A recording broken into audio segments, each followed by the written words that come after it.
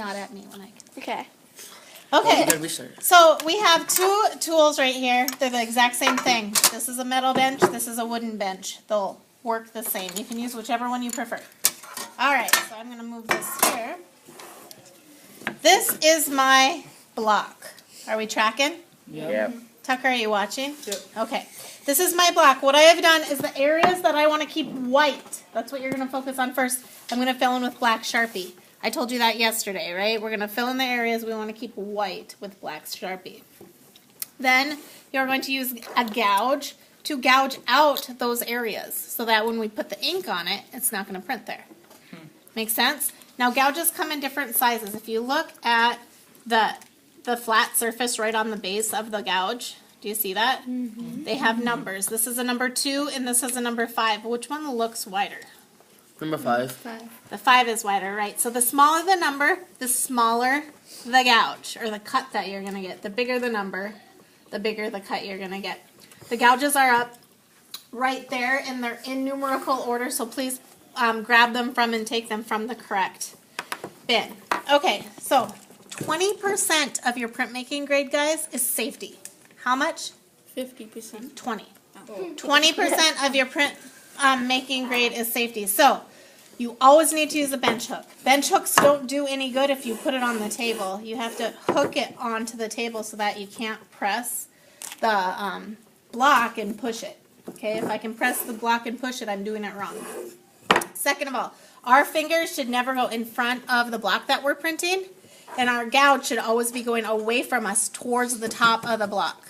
Now there are times you might need to curve, but you're still going to curve away from yourself towards the top of the block. It is impossible to cut yourself if you follow these rules. Every semester somebody cuts themselves, and the first thing they ask is it going to affect my grade?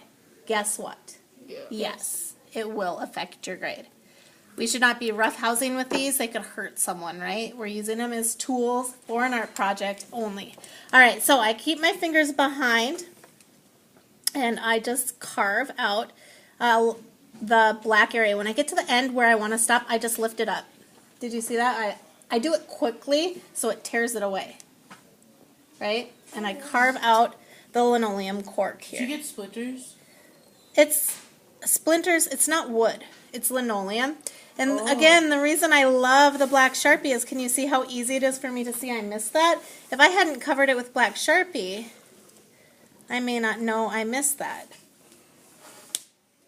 Wait, so it can go sideways? Well, you should turn it. When you're learning how to print, you should turn it so you're always going away from yourself and rotating the block. That was a very poor example. I'm sorry. It's okay. But thank you for asking and clarifying, making that clarification.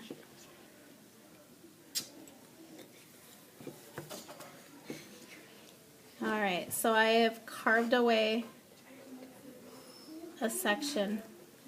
Alright, so now it's not going where I want, so I'm going to grab the wider gouge.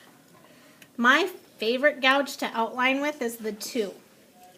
But Because it's wider and it's also smaller at the same time. yeah, it's my favorite to outline with. But a lot of people like the 1 because it's the tiniest. But anyway, that right is what it should look like. You can turn that off. Thank you.